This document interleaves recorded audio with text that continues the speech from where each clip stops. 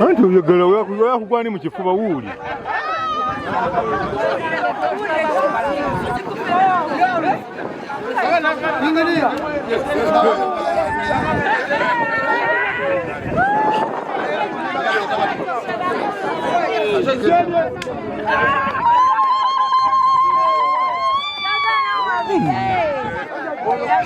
Hello, beauty sweetie.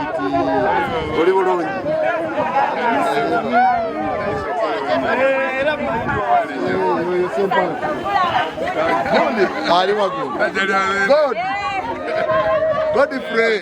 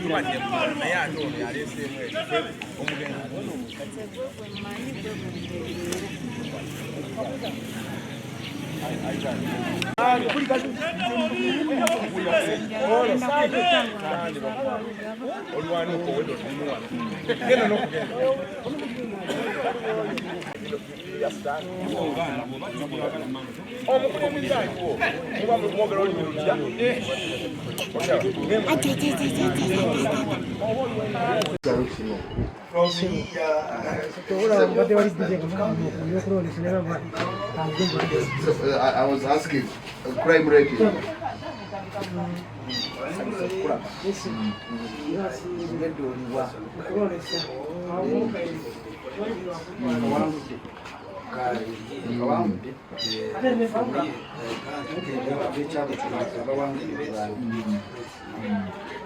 Nenga misango chekisivo. Domestic violence, land issues, criminal theft. You can see even it is here. These are exhibits. Of course. Mostly they requesting for the debts. Then the other one say, no, you first pay. The other one, then I will give you more. Then he ended up slapping the woman. So there is assault under the influence of alcohol, and some ignorance of the law. So we have takes laws in their hands. Very many things, not only alcohol. They even take marijuana. Of course, it's rampant. Yeah. So it is drug addiction. Drug addiction is also another problem. And do you have my room? My room is So it is drug, alcohol abuse. You don't have rape. No rape. And sorry.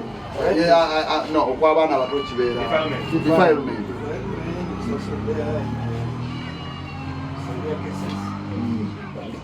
Not too common. We had an issue of arresting suspects and put under the same custody of female and male. How far have you gone with that? How do we know?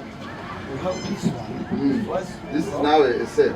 They are We not. have only men and the other side. The men are behind. How many are? But they share the same door. Hey, women and men share the same door. They pass from here. But Every man goes to the other side. so the cells are separate, the entry is the same. But is there a door in between? There is a door. And then we put a lion With the boat. How many suspects do you have currently? now at the moment. I mean, 3. And what are the cases? 2.5 is this one. This one will be This is the third. What's the way now? This one, so Can you meet them and see? those are not. You say the in charge is in the field, eh? They are all in the field. What is your rank? Police Constable Kelo. It's here anymore. Afoy. So I've left me a man in here. And as well. Okay, what's another name? Nelson Okelo, Police Constable. Okkiriza ng'ambadde n'eggombolola 27 ne constituency 9 nompa obubaka bwa parliament oba obugombolola bonna bwe buti 1 2 3 4 out of 27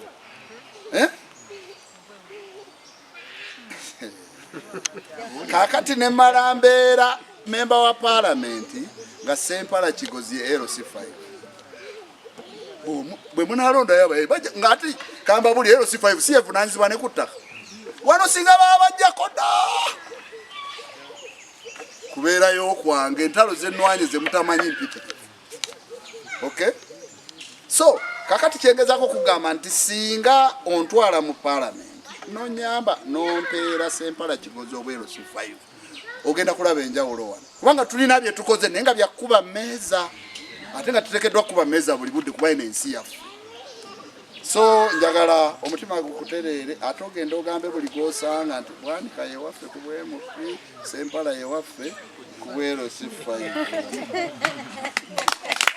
Kyobanga abantu tebannakuŋŋaana mujje tugende tukole ki kuba ebizibu bya poliisi nkola ki tugendawo ne tubakozesa interviews era tubalina ku record kubanga ekizibu ekirala kye tulina mu Uganda kiri kimu bwe twogera ebintu bino ebizibu bye tusinga okusanga bye bino bw'omala okwogera ku nsonga eruma ab'e Zzinga munnange akulaba tawuliriza nsonga gy'okola ki wabula agamba ayogedde wannuupu okiraba kati bababuzaabuza omanye omuganda kati anakugoba ku nswa kiri kyoyogeddeko takitwala ng'ekikulu akibuzaabulizamu eki nti ate abo bannuupu mubamanyi kakati kyovola nti ate bano batuyamba mbakubireko mu ngalo nze bwe ntwala w'amawulire bino bye mwogera poliisi eri bweti bwe banaabirabanga babirabirako ddala n'amaaso ne bwe naga kituufu nze Kasekende Emmanuel ssentebe atwala ekitundu ky'e Bukasi tusanga okusoomoozebwa naddala ku nsonga ya poliisi nti wano ewaffe olumu n'emisango bwe gibeerawo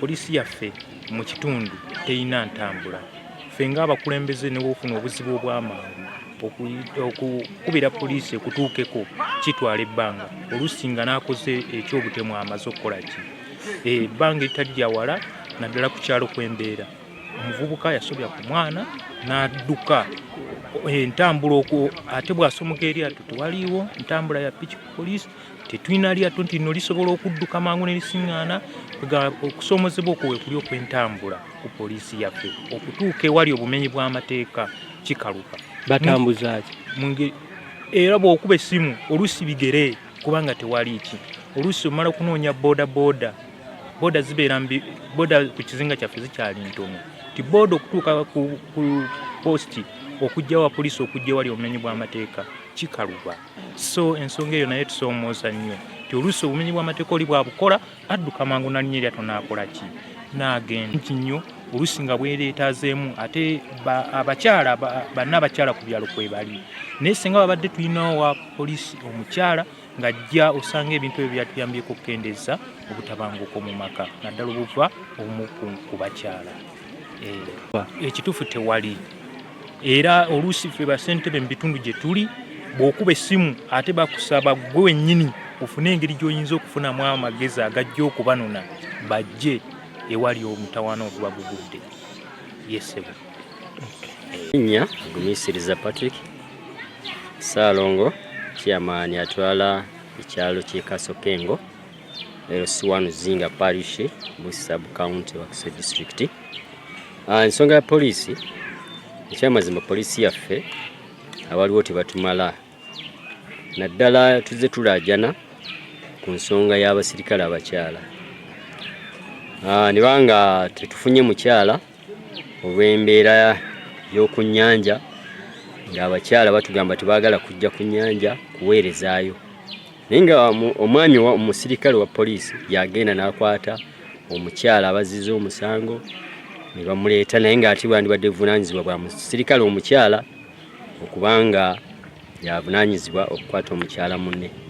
N'olwekyo tusaba gavumenti tuyambe ku nsonga eyo y'okuba nti tuwe omukyala omusirikale basobole okubeera ku poliisi yaffe kutuyambako ku nsonga z'abakyala ng'abo.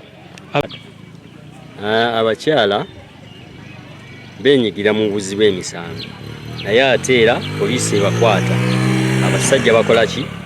Babakwata ne babaleeta ku poliisi ne bavunaanibwa, naye bawalirizibwa okuba nti babakwata olw'okuba nti wali mukyala akola ki? Asobola okubakwata. Obumenyi bw'amateeka kyo businga batawanya ku kizi amateeka pozi okunywa enjaga n'emisango egyo gyaleeba gyo mwegiri, naye era ebiseera ebisinga ng'abakulembeze tulina kye tukoze okuba nti abakwata abaana abato abatannaba kwetuuka tubaweerezaayo ku poliisi ey'Entebbe ne bagenda mu kkooti ne bavunaanibwa.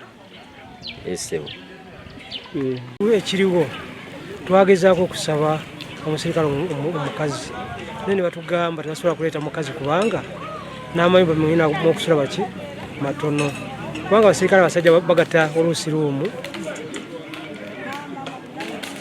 bagata luumu, naye ate jjukira omukazi tayinza kujja kubeera mu basajja.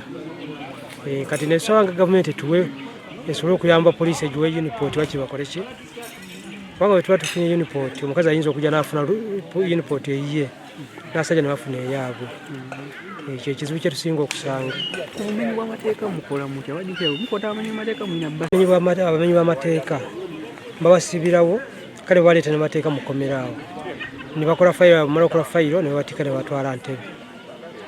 Era bwe batwala Entebbe ne batwala mu kooti, kubanga n'emabega waliwo omukyala yali ayokya munne kubanga yagula amafuta n'ayiwa ku nnyumba ya munne n'ayagala akoleeze ne bazikiriza omuliro.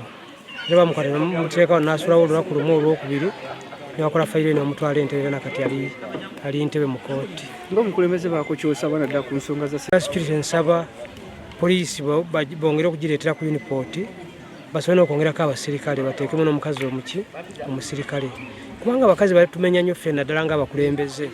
Omukazi agenda n'ekyankula n'akola neyekolakolo ebintu olw'okuba amanyi nti mukazi omuntu omusajja tajja kukola ki kumukwata. Abamu bamanyi n'ogamba tomukwatako nze ni mukazi gwe oli musajja.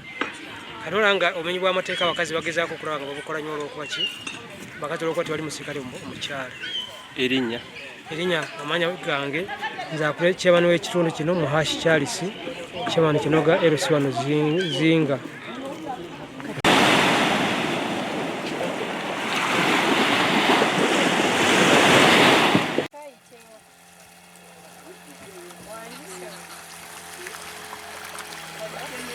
eyegwanyiza